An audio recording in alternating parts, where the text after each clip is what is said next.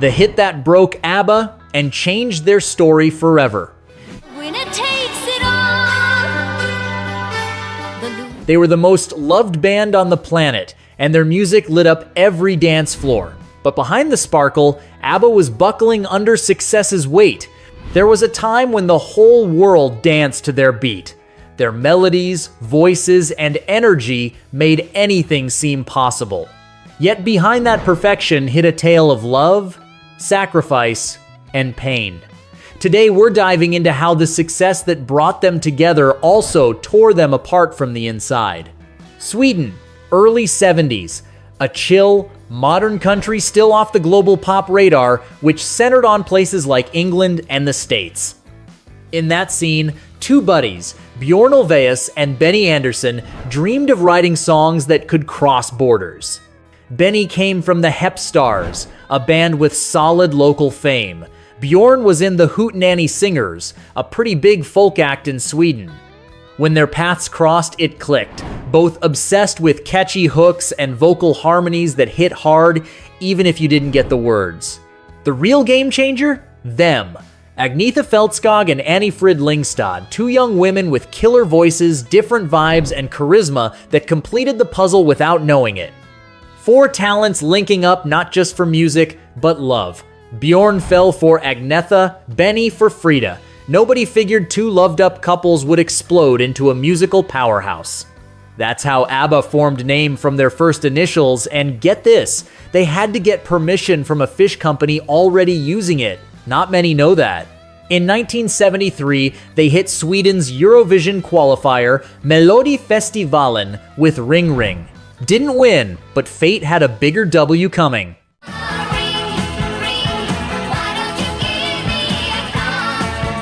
Next, Melodifestivalen. They went all in. Cooked up Waterloo in English, glam and punchy with British rock vibes, and on February 9th that year, they took the festival.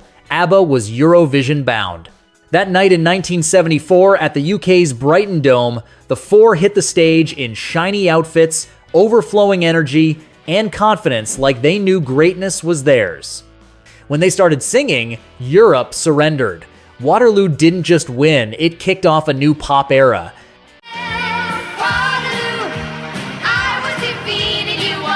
Suddenly, Sweden was on the music map, and ABBA became magic. The single dropped right after and crushed Europe.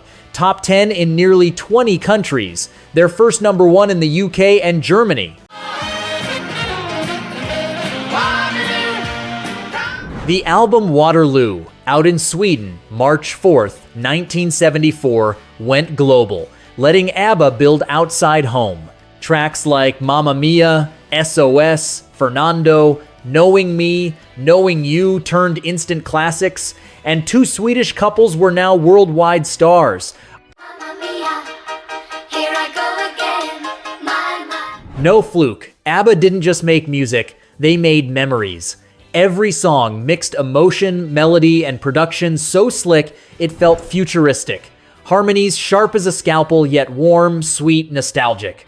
Before we roll on, we want to know, what's your name and how old are you? Drop it in the comments. Let's keep going. In a decade of rock excess and punk rebellion, ABBA was the flip side.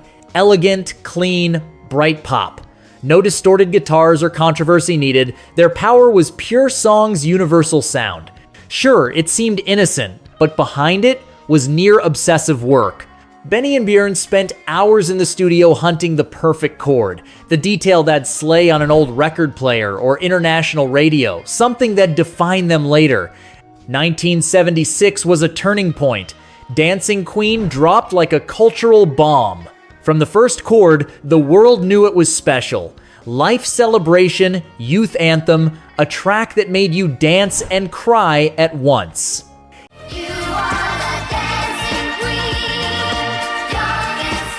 It became the golden era symbol. With Arrival, ABBA hit a peak few ever touch, sold millions, packed stadiums, and in places like Australia, streets shut down for them. Total madness. Fans camped days to see them. Every appearance sparked Beatles-level hysteria a decade later. But success came with a bill. Endless tours, grueling rehearsals, fame turning them into a public family. Every move, word, rumor hit headlines. Under constant pressure, cracks formed. The two couples at the group's heart started drifting. Daily grind, creative tensions, zero privacy wore the personal bonds thin. Benny and Björn, perfectionists to the bone, pulled all-nighters tweaking arrangements, obsessing over details. Agnetha and Frida carried the fame and tour emotional load, finding camera smiles harder to fake. While Dancing Queen blasted everywhere, the love binding them faded. By late 1977, ABBA was an empire. Dropped the album, cementing world domination, timed with ABBA the movie premiere, showing the chaos they sparked globally. Any artist's dream, but they were about to wake up. Hit that like if you're into the story. Let's roll. Agnetha, always reserved, started anxiety attacks and growing fear of flying. Distance from her kids broke her heart. Frida wanted independence, control over career and life, not just the other female voice. She wanted her own say. Björn and Benny pushed the creative machine to breaking. Days in the studio chasing perfection, but what once united, now isolated. Relationships cracked too. Frida and Benny married in 1978, but fights soon hit. Constant work, fame took its toll. Björn and Agnetha, camera-perfect couple, faced their own winter. Tours split them, stress pushed apart, they separated months later, but bravely kept the project going. By 1980, the shine was blinding. Nobody guessed backstage drama, but the music started showing it. Super Trooper, out that year, revealed a more human ABBA. Lyrics on loneliness, disillusion, eyes no longer meeting. Like behind every smile hid a story fans couldn't see. Winner takes it all. The loser standing small. Then came The Winner Takes It All. A ballad many swear came straight from Björn and Agnetha's breakup. Björn denied it was autobiographical, but the world felt otherwise. Agnetha's voice cracked every line, like singing her goodbye. Impossible not to feel those words from the soul behind Tech Perfection and Open Wound. The gods make paradise. Their minds. Huge hit, #1 in dozens of countries, instant classic, but a no-turn-back point. Honest mirror of what they lived. Someone way down here loses someone dear. Fans didn't know, but that song started the end. World celebrated pop icons. Inside, no energy left to fake it. ABBA hit the top, but up there, breathing got hard. Early 1981, they dropped The Visitors' last studio album. Hands down their darkest, most introspective. Far from early bright pop, it spoke distance, fear, disillusion. Songs like From a Different Band. Synths replaced cheerful guitars and pianos. Lyrics on closed doors, silences, irreparable loves. One of us is crying. One of us. Recording tensions peaked. Benny and Frida split soon after. What started as shared love among four turned silent goodbyes. No public fights or scandals. Just sad looks, long silences, unspoken truth. ABBA was ending. What's your favorite ABBA song? Drop it in the comments. Late that year, a few more shows, no farewell announcement. Nobody guessed those were the last with the original lineup. Then they just vanished. No press conferences, official statements, formal goodbyes. ABBA left like deep loves do, quietly. Each took their path. Benny and Björn hit musical theater, writing hits like Chess, later teaming on Mamma Mia, the musical that thrust their legacy back to pop culture center decades on. Agnetha went solo. Voice still moved the world, but she stepped from spotlights, seeking peace and self-time. Frida tried solo too, scored some wins, preferred low-key. For many, baffling. How does the happiest band vanish?